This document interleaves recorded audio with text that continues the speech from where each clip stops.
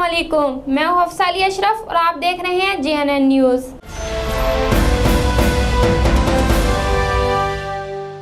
SOPs की खिलाफ वर्जी पर 15 दुकानों को सील कर दिया गया।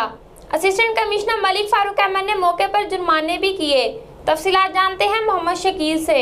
असिस्टेंट कमिश्नर मलिक फारूक अहमद ने SOPs की खिलाफ वर्जी करने वालों के खिलाफ कार्रवाई करते हुए Gupshup hotel, Madina motors, Iqbal boot house समेत 15 दुकानों को सील कर दिया, जबकि 17,000 जुर्माना भी किया गया। कार्रवाई शहर के मुख्तलिफ इलाकों में की गई। असिस्टेंट कमिश्नर मलिक फारूक अहमद ने बताया कि शाम 7 बजे के बाद खुली रहने वाली दुकानों को सील किया गया है। कैमरा टीम के साथ मोहम्मद शकील, JNN न्यूज़, खानपुर।